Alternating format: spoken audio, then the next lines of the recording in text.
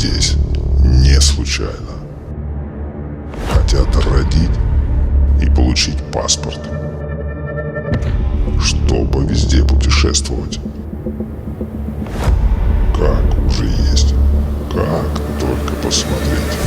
Не может быть. Привет-привет! Вы на канале Дмитрий Дубразил, на котором я рассказываю про то, как живут люди в разных странах с упором на квартирный вопрос. Я нахожусь сейчас в столице Аргентины, в городе Буэнос-Айрес с семьей. В этом видео я проведу для вас экскурсию по нашей квартире. Квартира любопытная, как у нас сказали бы, профессорская. Она находится в старом доме, имеет большой метраж и необычную планировку. Ну, необычно для нас, мы к таким не привыкли. Но после мы с вами спокойно сядем и поговорим про деньги. О том, сколько стоит такая квартира, сколько стоит ее содержать. Если вы вдруг надумаете жить в Буэнос-Айресе, эта информация будет вам полезна, а если нет, ну все равно любопытно. Так что заваривайте вкусный чаек, берите вишневое варенье, устраивайтесь поудобнее, и мы начинаем. Лететь из Рио-де-Жанейро до Буэнос-Айреса чуть больше 3 часов. Мы выбрали аргентинские авиалинии, но ничем особенным они нам не запомнились. В самолете кормили печеньем и плоским сэндвичем. В Буэнос-Айресе нас встретили друзья. Это было незабываемо, потому что нашу семью еще никто никогда в жизни нигде не встречал. Город порадовал нас шикарной погодой, которая, впрочем, продержалась недолго, всего 3 дня. Но вернемся к теме ролика. Вот этот дом. Что можно сказать про дом, кроме того, что это ар-деко? Он выходит сразу на 3 улицы, то есть имеет 3 фасада. На 5-м этаже видно, что есть балконы полноценные, а все остальные обитатели дома довольствуются французскими балкончиками. На 1-м этаже традиционно размещены всякие кафешки. Как думаете, когда этот дом был построен? Если честно, я точной даты не нашел, но я ее вычислил методом дедукции. Дом выполнен в стиле ар-деко. Ар-деко появилось в Европе в середине 20-х годов прошлого века. Соответственно, здесь оно не могло быть раньше, чем в Европе. То есть отправная точка 25-й год, 1925 год. И архитектор, который спроектировал этот дом, умер в 1937 году. Архитектора, кстати, звали Мануэль Таваца. Так что дом был построен где-то в конце 20-х или в начале 30-х годов прошлого века. Вот площадь, на которой он находится, ну это на самом деле не площадь, это просто пересечение 3 улиц. А вот этот дом очень характерный, он выполнен в стиле Streamline Modern, это ответвление ар-деко. Этот стиль вдохновлен океанскими лайнерами 30-х годов и поездами. Очень необычный и легко узнаваемый стиль. Видите, еще иллюминаторы такие круглые. Ну теперь пойдем, зайдем, наконец.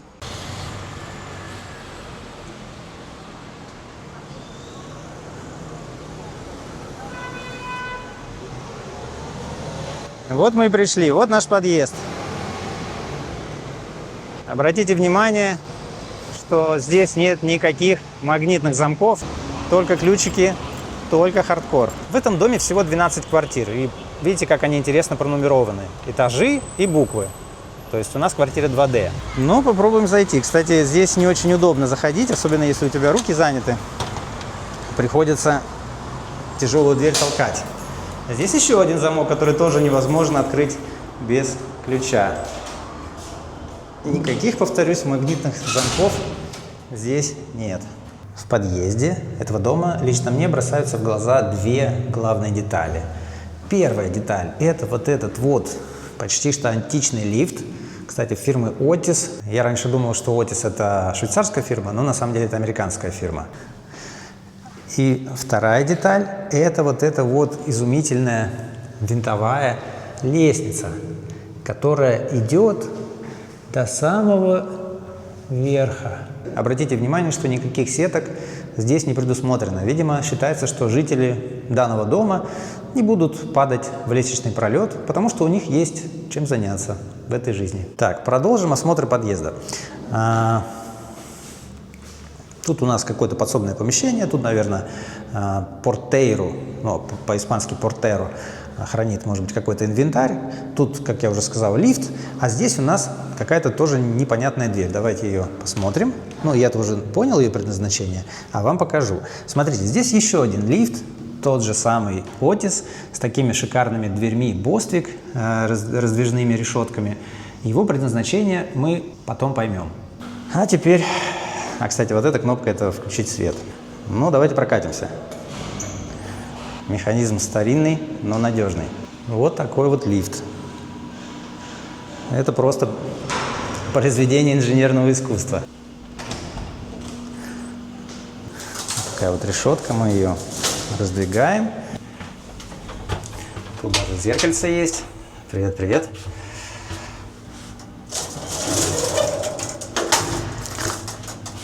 Вот как выглядят клавиатуры в этих лифтах старых. Здесь табличка с номером патентов, но года установки нет. Погнали.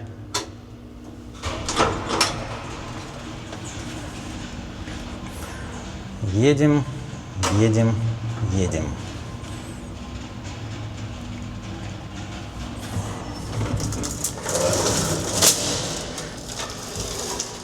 Закрываем за собой лифт, чтобы другие тоже могли прокатиться. Ну, теперь давайте пройдем внутрь. Кстати, вот этот элемент тоже очень интересный. Сейчас покажу. Добро пожаловать. Милости просим в нашу временную обитель. Обратите внимание, дверь это, конечно же, оригинальная. Какой здесь глазок. Не глазок, а целая дверца в двери и декоративная решетка. То есть можно посмотреть, кто к нам пришел. Что еще сразу бросается в глаза? Вот эти вот деревянные панели на стенах, которыми отделаны стены, они называются буазери. Это с французского что-то означает.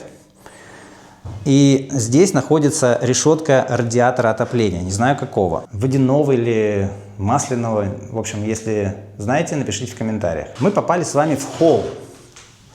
Здесь у нас просто пара стульев, стол. Ну, чисто снять обувь и дальше уже думать, что нам делать. Сразу скажу, что там вот находятся жилые зоны, жилые помещения, а туда дальше проходит кухня. В общем, мы пришли в гости, и что мы сразу делаем? Нас зовут к столу. Мы проходим в столовую, где предполагается, что все уже накрыто, но не в нашем случае. Столовая – это такое просторное помещение с сервантом, где хранится всякая посуда, с обеденным столом, и отсюда есть выход на балкон, тот самый французский балкон. Здесь, кстати, те же самые буазери, но они уже белого цвета, и здесь рабочий радиатор отопления, он газовый. То есть это вот фирма, она для нас, конечно, не знакома, но здесь она известна. Здесь у нас вентиль, который открывает газ, он сейчас закрыт. И тут находятся элементы управления этим котлом, то есть можно его зажечь. Но мы это делать не будем, потому что, наверное, хозяйке это не понравится. Но в целом котел штука актуальная. В Буэнос-Айресе бывает довольно-таки зябко, несмотря на то, что сейчас солнечно. Балкон у нас вот такой вот. Выход на него, я не могу открыть, почему-то вот этот замок, он не работает, он оригинальный. Но там другие балконы открываются. Как только мы с вами закончили обедать, что мы делаем? Мы идем отдыхать. И видя перед собой вот такую роскошную, раздвижную деревянную дверь, которая ездит все еще прекрасно. Только замок у нее не действует. Ну, вот такой вот какой-то замок, но он непонятно как действует. Мы попадаем в салон. Типа мы тут можем выкурить сигару, выпить коньяку, вести беседы. Здесь уже другие панели буазери. Видите, они такие с гербами с какими-то. Очень необычно сделаны. Почти на половину стены уже они поднимаются. Вот такая вот гостиная. Тут у хозяина стоит комод какой-то непонятный. Я не понимаю, какого он. Новодел он или нет. Ну, вот это что за элемент? Вот вообще не понимаю, для чего он нужен. Вроде как зеркало. Опять же, комментарии ваши. Welcome. И тут, кстати, тоже решеточка радиатора находится, но она явно не действует. Ой, телевизор явно не 80-летней давности. Здесь выход на балкон должен работать. Да.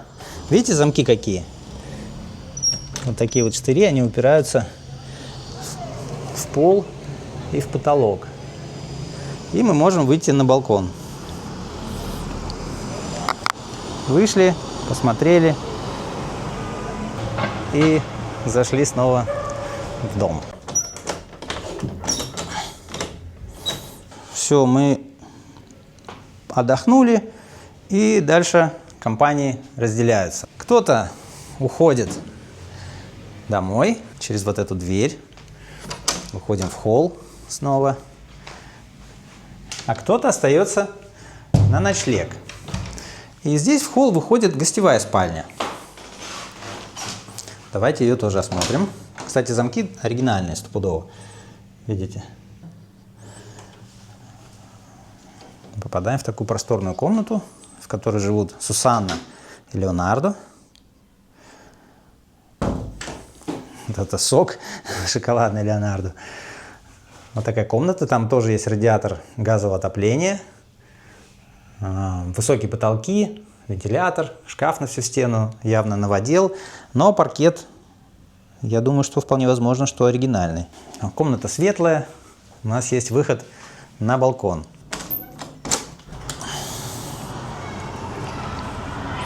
Вот такой вот небольшой балкончик. Можно постоять, посмотреть на уличное движение. И, кстати, здесь вот эти вот ставинки есть, которые добавляют шарм, когда смотришь на дом снаружи. Они такие тяжелые, металлические. Видите, вот так они закрываются. Ну и это также закрываем. В общем, мы поспали, хорошо отдохнули, и теперь нам нужна ванная комната, чтобы совершить свои утренние ритуалы. Мы зашли через эту дверь, она нам не нужна. Мы теперь используем другую дверь, из которой попадаем во второй холл, внутренний холл квартиры. Здесь у нас проход на кухню и в зону обслуживания квартиры, потом мы ее рассмотрим. Здесь у нас хозяйская спальня, а тут у нас ванная комната. Она разделена как бы между двумя спальнями. Планировку нельзя назвать какой-то архаичной, но тем не менее в эти годы уже были спальни с отдельными ванными комнатами. Здесь такого нет. Вот как выглядит ванная. Здесь она вся оригинальная. Я смотрел журналы старые для архитекторов. Там вот в рекламе были точно такие же умывальники, биде, унитазы и ванны. Вот такие вот вентили.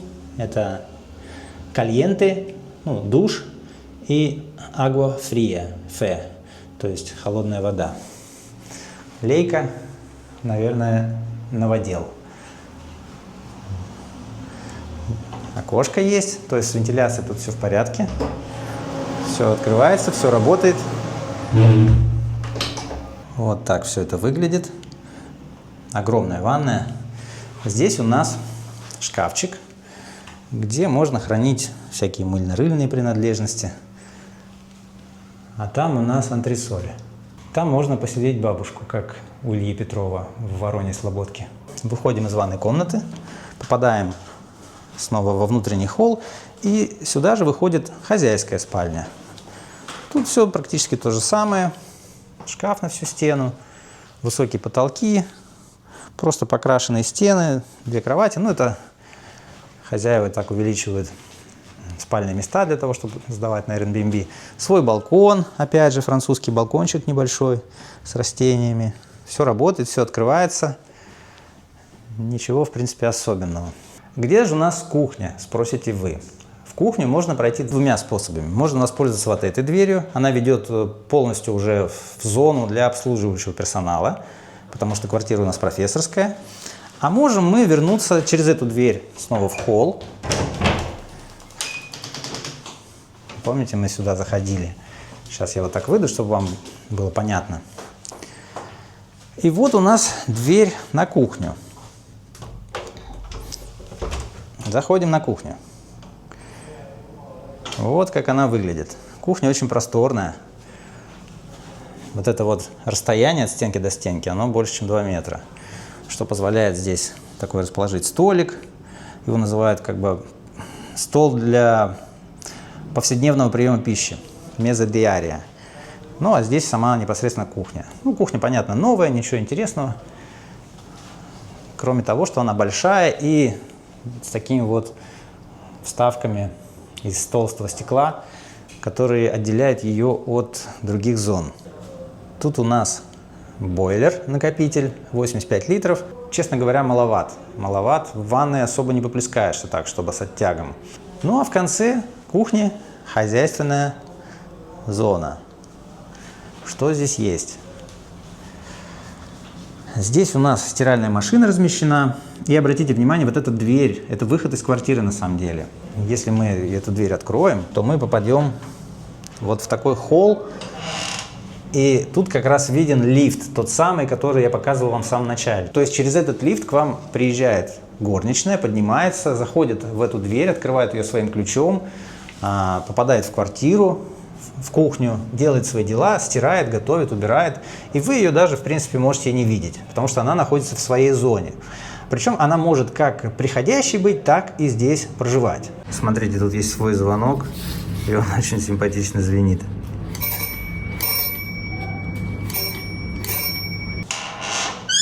Закрываем дверь.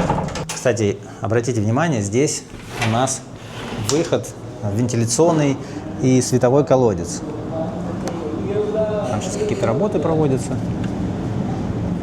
Вот ребята что-то красят.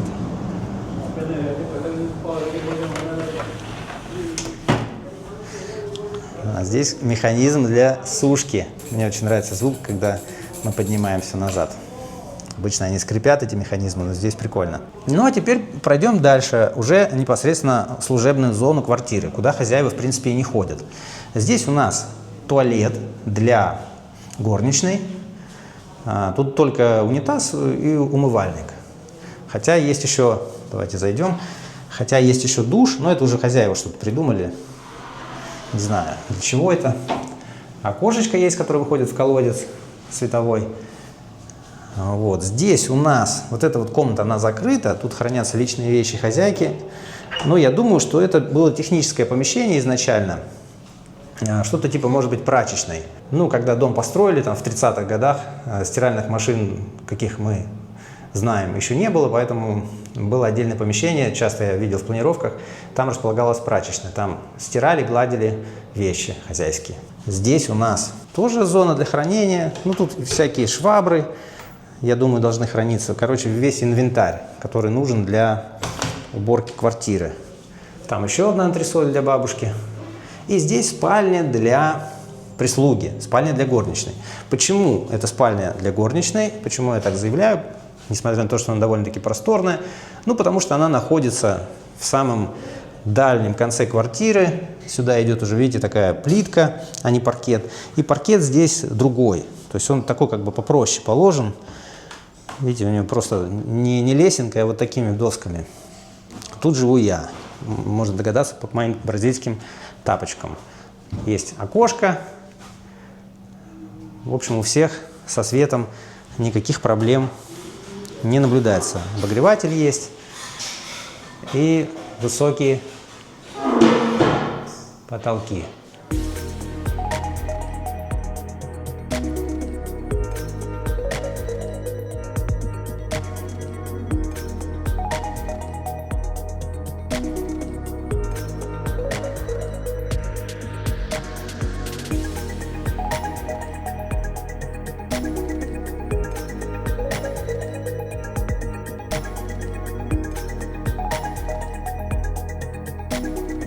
Ну как вам квартира? Понравилась? Напишите в комментариях, что вы об этом думаете. У меня очень смешанные чувства, потому что я неизбежно переношусь к нам мысленно. Что у нас было в России в 20-х, в 30-х годах? К этому времени у нас, пока тут строили эти шикарные квартиры профессорские, пока здесь в журналах для архитекторов рекламировались холодильники электрические, там, не знаю, кондиционеры, ну, может быть, кондиционеров еще не было в те годы, какие-то изобретались удобные планировки, все для комфорта владельцев. У нас к этому времени все уже сидели по коммуналочкам, всех уже уплотнили, поделили, отняли, поделили. Редкие квартиры в Питере, я сам из Питера и говорю, естественно, про Питер, редкие квартиры дошли до наших дней в нормальном виде. это в основном те квартиры, которым повезло сменить владельцев не на простых людей, которых туда напихали, да, как сель в бочке, а на каких-нибудь представителей следственных органов, представителей власти, может быть. Вот есть такие квартиры в Питере, но их буквально, не знаю, раз-два и обчелся. В основном все вот эти вот дома, старинные, не старинные, доходные дома, которыми славится Санкт-Петербург, они дошли в основном только вот оболочкой их. И то тоже с вопросами. А вот внутренность, подъезды, лифты, литье, вот эта лепнина, оно в основном было все утрачено, потому что люди, которые там стали жить после революции, они не воспринимали это как что-то свое. Ну, это как бы общее, коммунальное, значит, не мое. Вот у меня, например, мама живет в Питере, на улице Некрасова, дом 60, в доме, который называется «Дом бассейнового товарищества». Он был построен в 1914 году, причем не каким-то там домовладельцем, он был построен обычными людьми, ну, средним классом. Это кооператив, то есть люди скинулись и построили себе дом, наняли архитектора. Архитектора, кстати, фамилия Бубарь. Я искал информацию про этот дом, потому что дом очень необычный, потом, может быть, сами посмотрите. Получается, что люди пожили в нем всего 3 года, пользовались современными достижениями на тот момент. Там вот, например, в стенах были такие отверстия, к ним присоединялись шланги, и эти шланги это как пылесосы были. То есть в доме была пылесосная станция, представляете, насколько это было, ну, передовые технологии в то время. Это 14-й год. Этот дом был построен где-то в 30-х, 20-30-х годах, а там уже вот в России вот тоже все было классно, в той России, которую мы потеряли. И вот пожили эти ребята 3 года несчастные, и революция, и все, до свидос. И этот Некрасовский дом, он, конечно, недавно его капитально ремонтировали, там восстанавливали лепнину эту красивую на фасадах. Но в целом, конечно, он полностью себя утратил изнутри, там подъезды уже ничего из себя не представляют. Лифты там поменяли, там понятно, что лифты не остались оригинальные. В общем, такие вот у меня возникают смешанные чувства, и я прям как будто хожу по вот этой маминой квартире на Некрасова и понимаю, какой она была изначально, пока все не закончилось. Потому что тут как раз все было классно. Тут, конечно, были репрессии кое-какие, но в них погибло, к сожалению, ну, скажем так, счет идет на тысячи людей, не на десятки, не на сотни тысяч людей, как это было в России. Здесь было все более травоядно, и никто ничего ни у кого не отбирал, ну, по большей части. Так что так, ну, это я такое лирическое отступление, просто рассказать про то, что у меня на душе. А теперь давайте поговорим про деньги.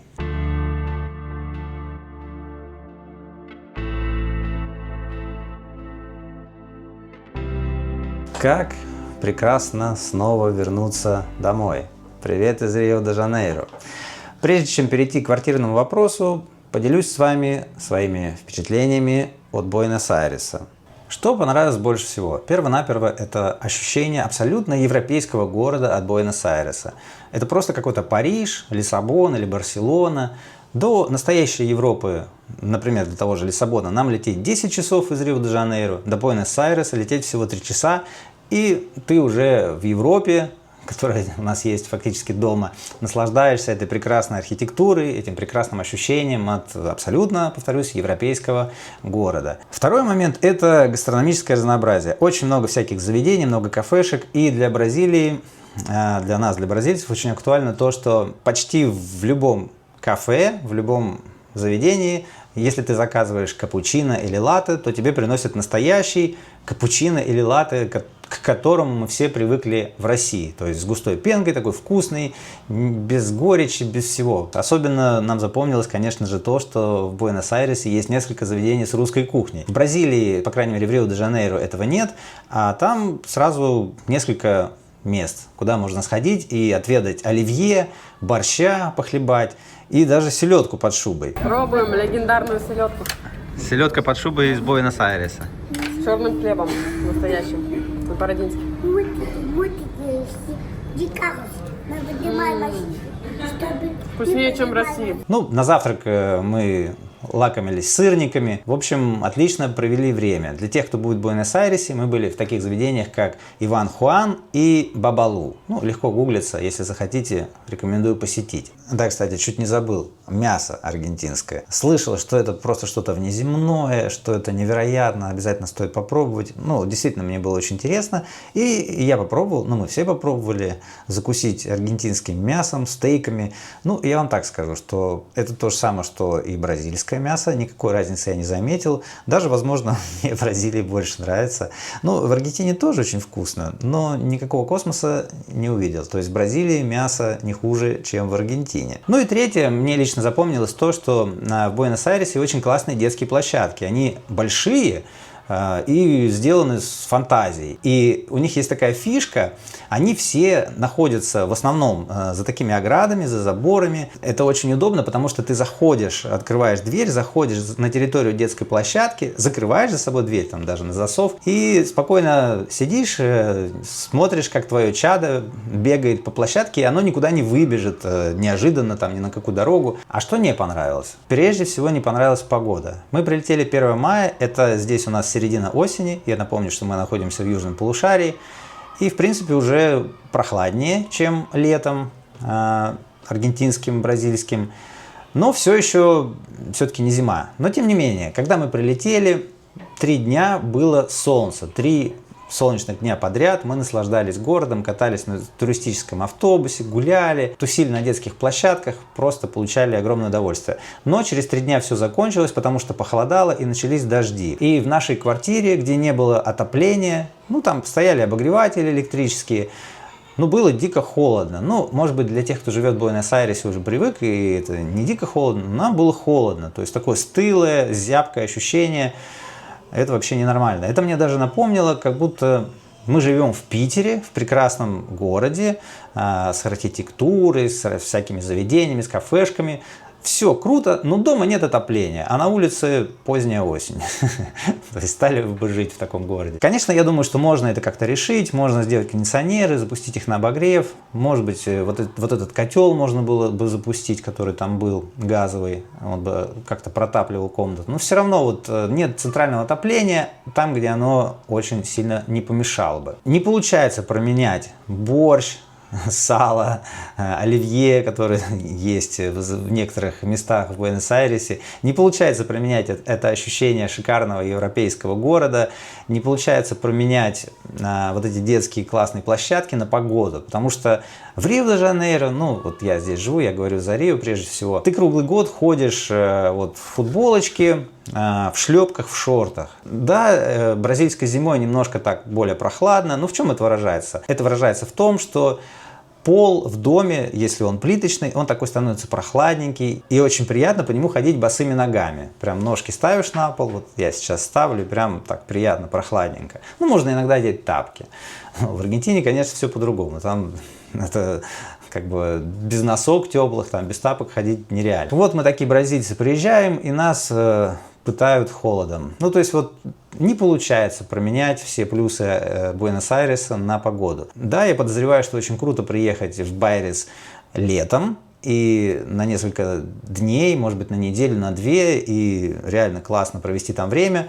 Но лето длится только 3 месяца, а остальные 9 месяцев-то куда девать? Вот как бы в этом и проблема. Ну, второй минус, он такой, может быть, даже немножко за уши притянут. Торговые центры. В Бразилии торговые центры просто шикарные. Ну, по крайней мере, в Рио-де-Жанейро. Это просто огромные пространства, где есть все для проведения досуга всесторонним образом.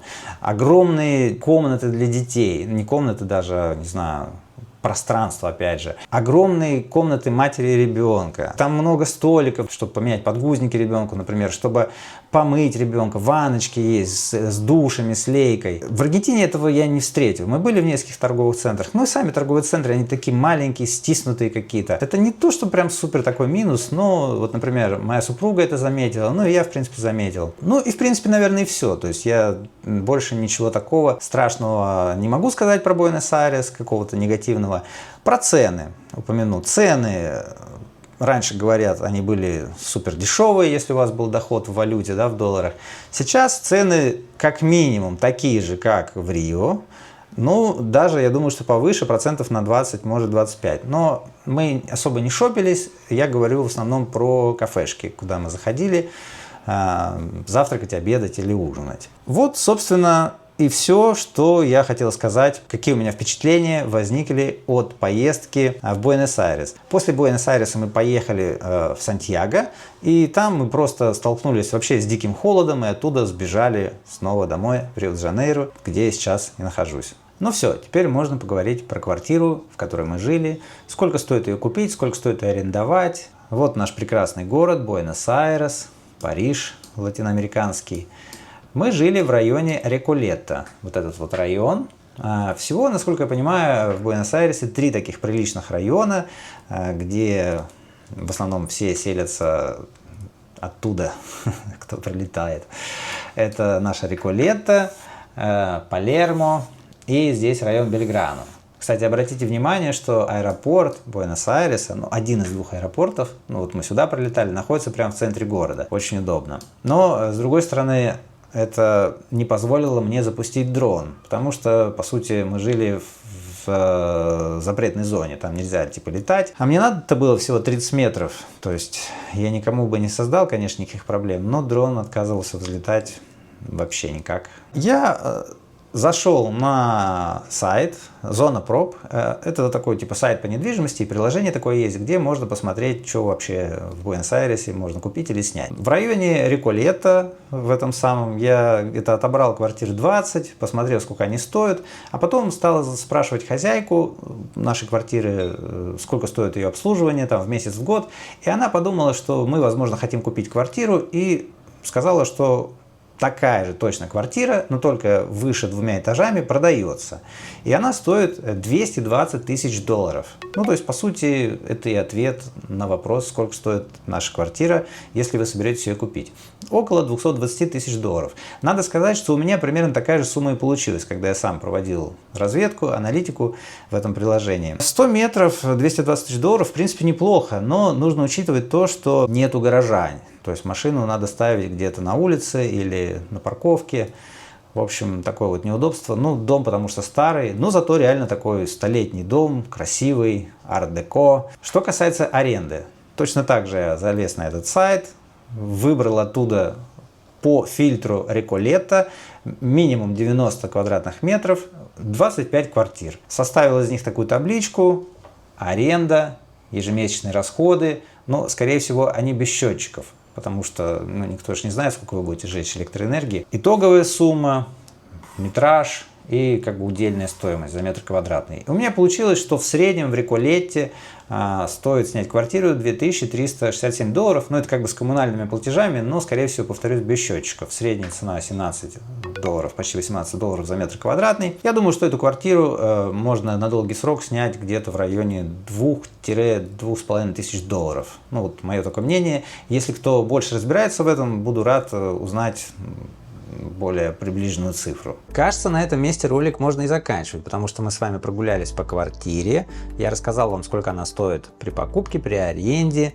Поделился с вами впечатлениями о Буэнос-Айресе. Но тут мне подумалось, а точно ли эта информация будет для вас полезна, а не просто, возможно, любопытна? Ну, вряд ли вы поедете в Буэнос-Айрес, чтобы покупать квартиру в очень красивом, но все же морально устаревшем кондоминиуме, где из кондоминиумных удобств ничего нет, кроме подъезда и самой квартиры. Там нет ни бассейна, ни тренажерного зала, ни сауны, ни детских площадок, нет своей территории, нет даже парковки. Скорее всего, если вы соберетесь что-то приобретать в Буэнос-Айресе, в Аргентине, то это, наверное, будет современное жилье с удобствами, так скажем. А что город может предложить из современного жилья? Интересно узнать. И так как я прилетел из Рио-де-Жанейро, из Бразилии, а Бразилия и Аргентина сейчас 2 главных конкурента за внимание людей, которые сюда приезжают, получить паспорт, например, пока еще есть такая возможность, то давайте сравним варианты. Буэнос-Айрес, Рио-де-Жанейро, современное жилье, где дешевле, где дороже. где интереснее. Так что продолжаем. Я немного погуглил и нашел один любопытный кондоминиум, современный, со всеми удобствами, про который я вам сейчас расскажу. Что вы видите на экране? Не волнуйтесь, это еще не этот ЖК, это некая вилла, которая была построена в 1900 году. То есть это объект исторического наследия. Она была построена для некого богатого Хуана Рока Талиата, и она так и называлась Паласио Рока Талиата или Вилла Рока Талиата. И со временем, как и многие подобные исторические объекты, она пришла в запустение. Там был какой-то супермаркет, во дворе была заправка. Объявилась некая строительная компания и говорит городу: город, дорогой, давайте я вам эту виллу отреставрирую, ну а заодно построю кондоминиум прямо вокруг этой виллы. Современный там, классный, будет украшать район. Город согласился, и началась стройка. Она проходила не совсем гладко, ее много раз останавливали. Один раз ее попытались остановить, потому что высота вот этого второго корпуса, она была выше на 40 метров, чем положено в этом районе. Но, тем не менее, дом уже почти готов и будет сдан в декабре 2025 года, то есть через полгода. Вот такой он будет, такой красавец, два корпуса, один 27 этажей, другой 14 этажей. И вот здесь вот эта вот вилла, которая с одной стороны интегрирована в пространство кондоминиума, а с другой стороны имеет свободный вход для граждан. Вот этот вид вечерний, так все красиво смотрится. И крупный план на Паласио Рока Талиата. Вот, видите, кафешка, люди сидят, отдыхают, все классно, дом построен. Ну, будет через полгода. На крыше маленького корпуса у нас бассейн. Заявлено, что он будет с подогревом. Уж не знаю, как зимой они будут его подогревать, потому что зимой в Аргентине довольно-таки прохладно. Вид на бассейн с другой стороны. Кто-то здесь уже попивает шампанское. Здесь, обратите внимание, пожертвовали, наверное, 6 квартирами, вырезали целую секцию в корпусе дома для того, чтобы там сделать фитнес-зал под открытым небом.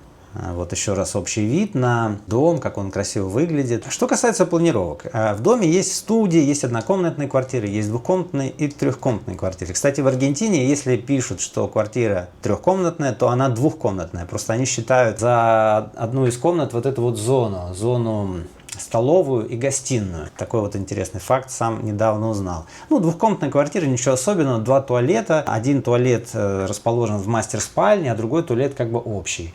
И обратите внимание, в Аргентине во многих квартирах все-таки ванны, а не душевые кабинки, как мы в Бразилии привыкли. И вот я, например, очень скучаю по ванной. Но даже в очень крутых домах в Бразилии, к сожалению, часто именно душевые кабинки. Балкон здесь не такой, опять же, как мы привыкли видеть в Бразилии. Такая вот кишка, не совсем она функциональная. Тут, конечно, можно поставить столик и стулья, но вот такие балконы, они для нас мелковаты, бразильцев. Это трехкомнатная квартира. 1, 2, 3 спальни, одна из которых спальня мастер, то есть со своим санузлом, тоже с ванной, тут ванна. Но вот эти 2 спальни делят один общий туалет. Это санузел для горничной, это помещение для горничной, здесь оно называется помещение для глажки, оно соприкасается с кухней. У кухни есть маленький балкончик.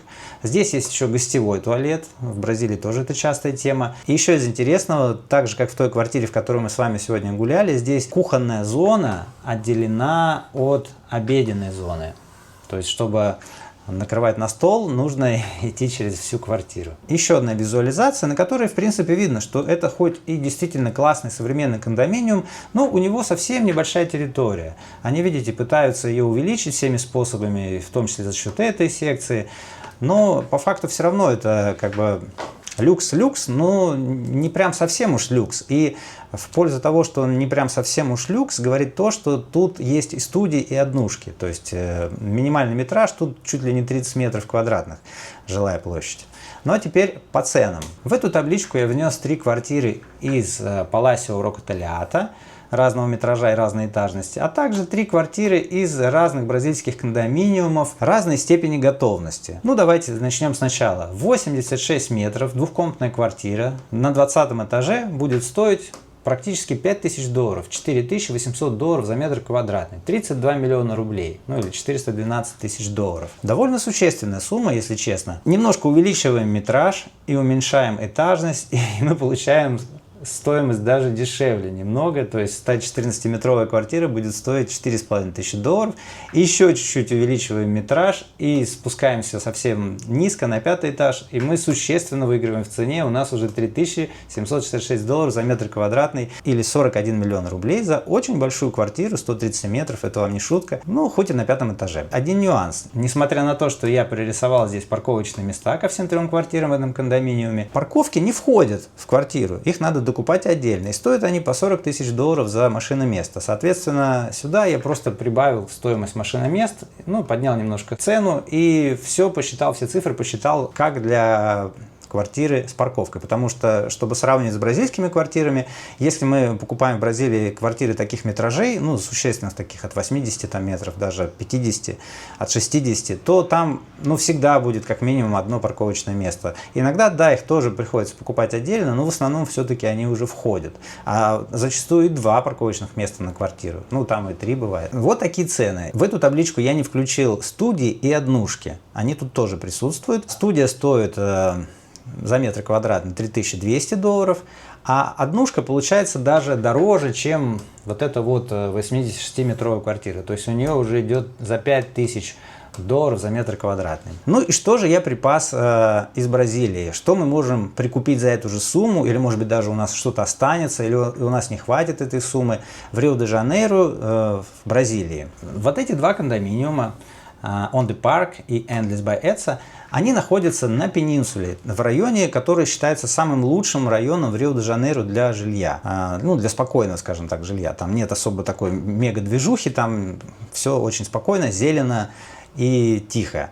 Я сам там живу, кстати. Этот кондоминиум On the Park 360 называется. Он построен около 3 лет назад. У него 3 спальни, причем не просто спальни, а мастер-спальни. Это значит, что у каждой из этих спален есть свой санузел. Огромная планировка, 155 метров квадратных, огромный балкон, прям такая терраса. И 2 парковочных места. И обратите внимание, сколько он стоит. Чуть ли не в 2 раза дешевле, чем 86 метров квадратных, двушечка в этом самом аргентинском кондоминиуме. Вот смотрите, $2600, да, грубо говоря, и здесь $4800. Существенная разница в цене. Следующий кондоминиум я включил, он еще на самом деле не построен, и он даже еще не начал строиться, и даже еще продажи не начались. Это Endless by Etsa, это совершенно новое жилье, оно будет готово там года через 4, но вот я все равно его решил сюда включить, я про него рассказывал в предыдущем ролике. Тоже будет на пенинсуле с шикарным видом на гору, супер современно, там будет бассейн с соленой водой, это, кстати, довольно-таки необычно даже для Бразилии, будет бассейн в помещении, что тоже не в каждом кондоминиуме есть, и здесь у него цена, ну, такая тоже достаточно ниже, чем у аргентинских товарок, но чуть-чуть повыше, чем здесь. Ну, видимо, за счет того, что это все-таки новое жилье, и платить за него будет намного удобнее, потому что дом ведь будет строиться, пока дом строится, идет оплата. А в случае с On the Park 360 надо будет сразу выкладывать, ну, 32 миллиона рублей, да, существенные деньги. Ну, или можно будет взять в ипотеку. Ну и последний объект, про который я хотел рассказать, с которым я хотел сравнить аргентинский кондо, это такой необычный дом, обратите внимание, называется Купе Тауэр, 85 метров, 2 комнаты, 2 спальни и 1 парковочное место. И цена у него будет дороже, чем даже у любой из аргентинских квартир, которые мы тут рассматриваем. Почему? Ну, вот почему. Потому что это пафос. Видите, написано Powered by Porsche Consulting. То есть это, грубо говоря, коллаборация бразильского застройщика с Porsche. То есть этот дом прям будет какой-то мега навороченный, он очень недешевый даже по бразильским меркам и даже перебивает Аргентину. Это лаунж на 18 этаже с видом на океан, дом находится очень близко к океану. Вот видите, до океана рукой подать. Опять вот этот лаунж, они его все визуализируют. Ну, тренажерный зал, все понятно, с видом на бассейн. Это бассейн с подогревом, с гидромассажем. Бассейн 25-метровый здесь будет, рекреационная зона, тут для детей зона. В общем, все по высшему разряду, и это вид из одной из квартир кондоминиума. Ну, то есть я этот дом включил сюда просто, чтобы показать элитное типа жилье, и чтобы можно было сравнить цену с разным жильем. Вот этот дом будет находиться вот здесь, совсем рядом с океаном, вот в этом живописном районе, который называется Баха-да-Тижука, это район Рио-де-Жанейро. Его еще называют бразильское Майами, за некоторое сходство с одноименным городом. Вот эта вот квартирка в этом доме всего лишь тоже 86-85 метров, совсем небольшая, но обратите внимание, вот какие у бразильцев балконы. Они любят, вот, чтобы на балконе была кухонная зона, такая типа летняя кухня, ну то есть намного более функциональнее, чем вот в том кондо Паласио Руктелята. Здесь есть, кстати, еще один балкон, ну он скорее такой лаунж, просто посидеть, почилить, кофейку попить. Ну и цены еще раз просто вам покажу, чтобы вы могли посмотреть, что можно приобрести в Аргентине и что, например, можно приобрести в Бразилии за те же деньги и даже еще и останется. И сюда я 7-м пунктом включил вот эту нашу квартиру, по которой мы сегодня гуляли с вами, в старом фонде Хункаль 2101 у нее адрес, на 2-м этаже, где-то 105 метров. Ну, видите, она дешевле всех оказалась, ну, потому что старый фонд, видимо, как бы имеет свои какие-то нюансы, и парковки нет, и не будет. Ну, зато 17 миллионов рублей, 220 тысяч долларов, и она ваша. Ну вот и все, мне пора закругляться. Большое вам спасибо за просмотр. Напишите в комментариях, как вам экскурсия по квартире, как вам мои впечатления о Буэнос-Айресе, как вам цены, о которых вы узнали в этом видео, что вы можете прикупить за подобные суммы в тех местах, где вы живете. Интересно будет почитать. Любая обратная связь строго welcome, а особенно, конечно, лайки и подписки. У меня есть бесплатный гайд про релокацию в Бразилию. Кому-то из вас он точно может быть полезен. А также я лицензированный риэлтор в Рио-де-Жанейро. Помогу вам подобрать, приобрести жилье, квартиру вашей мечты, которая будет радовать вас долгие годы. Всем суперского дня, отличного настроения. Чао-чао. Пока-пока.